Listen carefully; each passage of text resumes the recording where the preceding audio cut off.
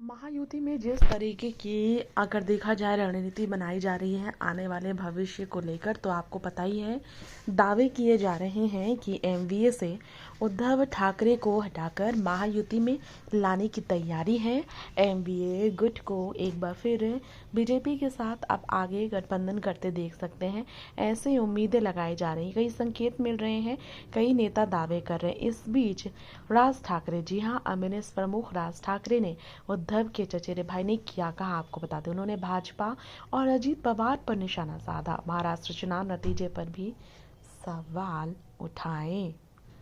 दरअसल हाल ही में ये खबर आई कि महाराष्ट्र नवनिर्माण सेना के प्रमुख राज ठाकरे ने महाराष्ट्र विधानसभा चुनाव के नतीजों को लेकर जो बयान दिया, इसके बाद उन्होंने कहा कि भाजपा और अजीत पवार दोनों की रणनीति उन्हें नहीं पसंद आ रही है। आखिर उन्होंने आगे ऐसा क्यों कहा, आइए हम आपको बता दें।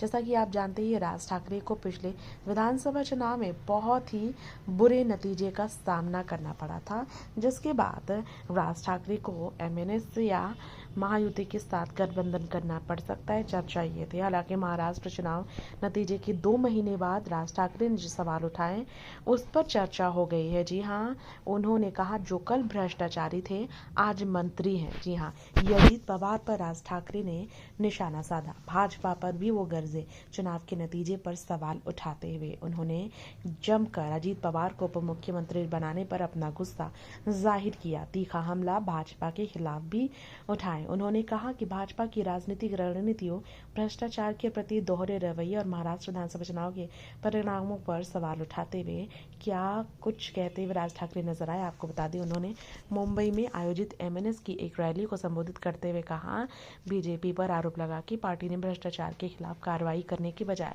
उन्हीं नेताओं के साथ हाथ मिला लिया। ये अजीत पवार के लिए कहना है राज ठाकरे का, जिन पर गंभीर आरोप लगाए गए थे भाजपा द्वारा। पहले उनके साथ हाथ मिलाने पर राज बहुत नाराज। उन्होंने उप मुख्यमंत्री अजीत ठाकरे का परोक्ष रूप से जिक्र करते हुए कहा, भाजपा ने भ्रष्टाचार में लिप्त लोगों को जेल भेजने का वादा किया, लेकिन कार्रवाई करने के बजाय उन्होंने उन्हीं नेताओं को अपने मंत्रिमंडल में शामिल कर लिया है।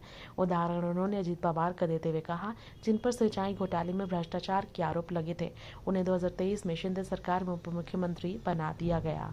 राज ठाकरे ने बीजेपी की कार्यशैली पर भी सवाल खड़े किए। नेक्स्ट 9 पॉलिटिकल बाय तृप्ति की रिपोर्ट।